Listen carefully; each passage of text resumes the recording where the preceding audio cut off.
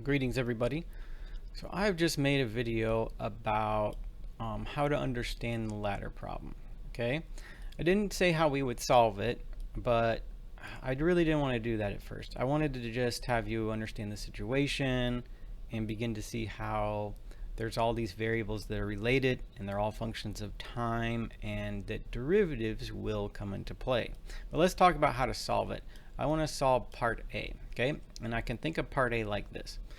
Part A is, we can say it this way. We'll say, if the base of this ladder slides away from the wall at 7 feet per second, how fast does the top slide down?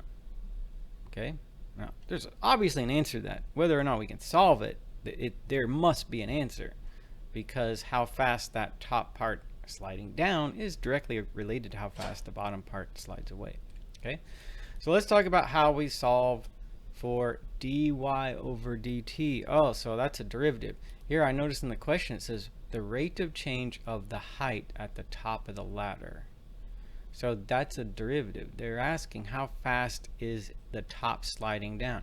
How fast is the y aspect of this triangle changing in time? I could measure the position of the top of the ladder as y, the height of that triangle. So part A is like asking, what's dy over dt? You know dx over dt. What's dy over dt? Okay, so here, let me give you as much as I can a general procedure. And sometimes this procedure will work out to be, it may appear more complicated than in other times. But here is still what I think is generally the procedure. Okay, what you can expect to see each time. So whenever we're trying to solve a related rates problem, let's start with a true equation that relates the variables of interest. Okay, so think about it like this. In part A, I know how x is changing. I know how this aspect of the triangle is changing. It's getting bigger by 7 feet for every second. And I want to know how fast this aspect, the y aspect of this triangle, is changing. So many feet per second. So is there an equation that relates the x and the y? Part 1 will just be algebra, won't be calculus. Okay, so is there an equation, if this is my situation, that relates x and y somehow? That's what I want to start with, and I'll just call this equation in all caps. Okay, and step 2 is take the derivative with respect to time, otherwise known as d over dt, using whatever rules for derivatives are applicable.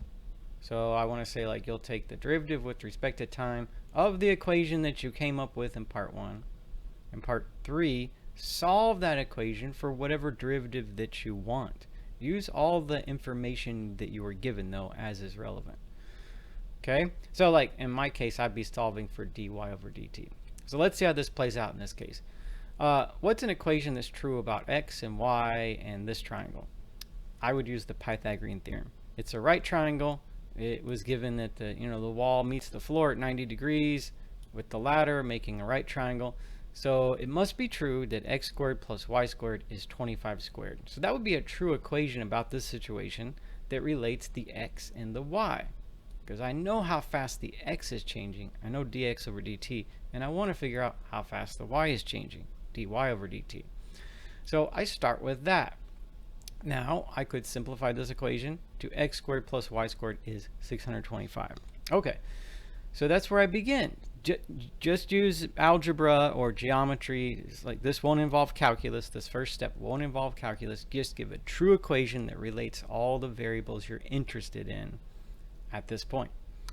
Step 2, take the derivative with respect to time. So why can we do that? Well, I did say that everything here is a function of time. Everything here changes moment to moment. Okay, so the x changes in time, the y changes in time, the angle, if you want to talk about the angle, changes in time. The area of this triangle that the ladder makes with the wall and the floor, that changes in time. So whenever you get this equation, we'll be able to take the derivative with respect to time. Now I have to use the rules that are applicable. So I take derivative with respect to time of x squared plus y squared 625.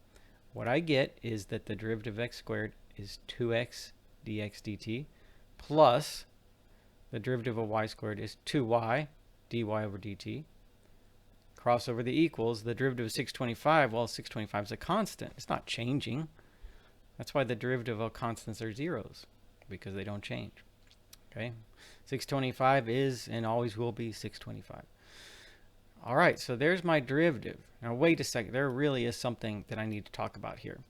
Why did I say the derivative of x squared was 2x dx over dt and not just 2x? Like, since the beginning of the semester, we would have learned that the derivative of x squared is 2x, the derivative of y squared is 2y. Why did I multiply it by dx over dt? Okay, it is the chain rule. All right, it's the chain rule because x and y are functions of time. Okay, if x wasn't a function of time, if x was just some variable unrelated to anything else, then we wouldn't say 2x times dx dt. But that's not true.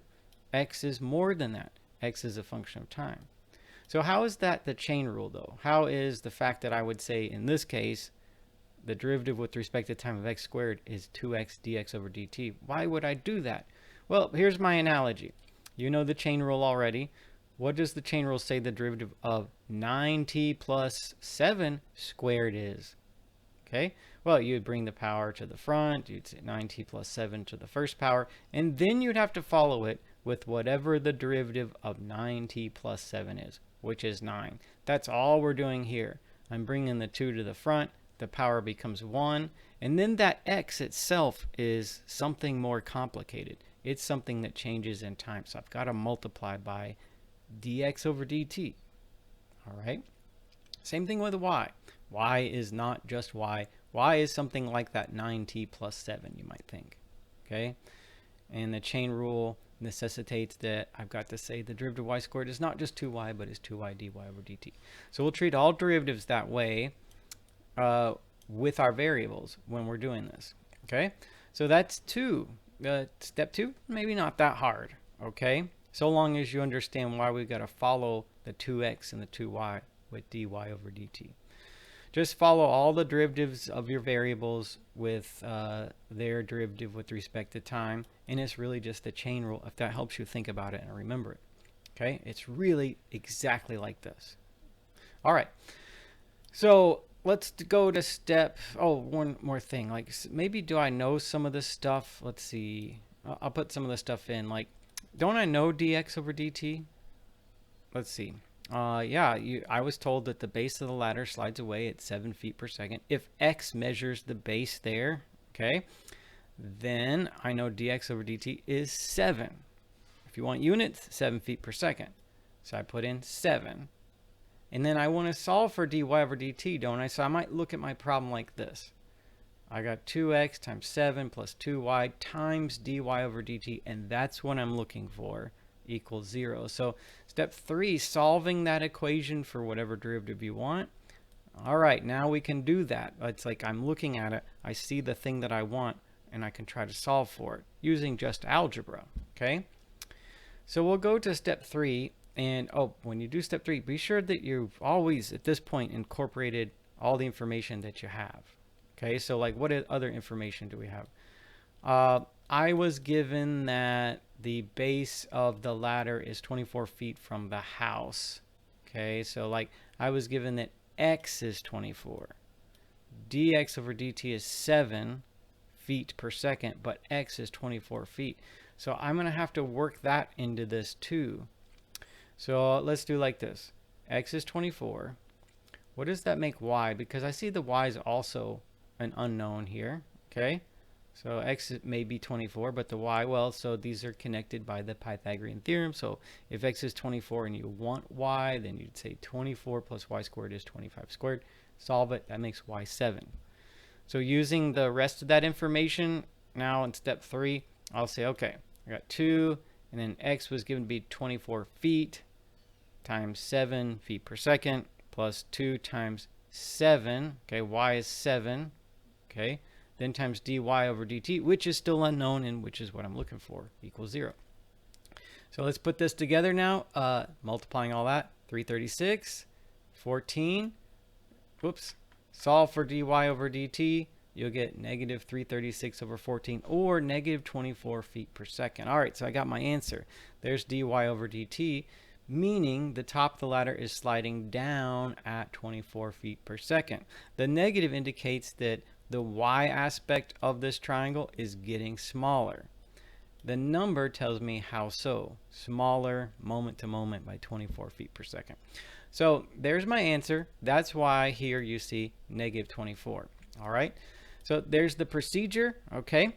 I'll do in another video, a separate part, we'll look at B and C. All right. And we'll use this same procedure. The equation we start with might look a little bit different, but the procedure is otherwise the same.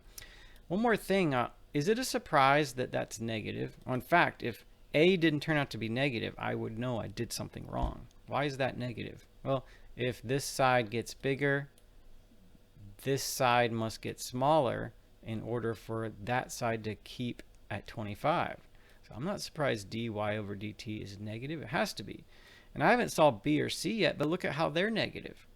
So look, in this triangle, if the x side got bigger, but the hypotenuse stayed at 25, then both the area of this triangle and that angle right there are going to have to get smaller moment to moment. So that's why these derivatives in B and C are both negative. But that's just an added bonus. We should know in these problems to expect a positive or negative answer, because if we get something in opposition to that, we might know that we should double check our work.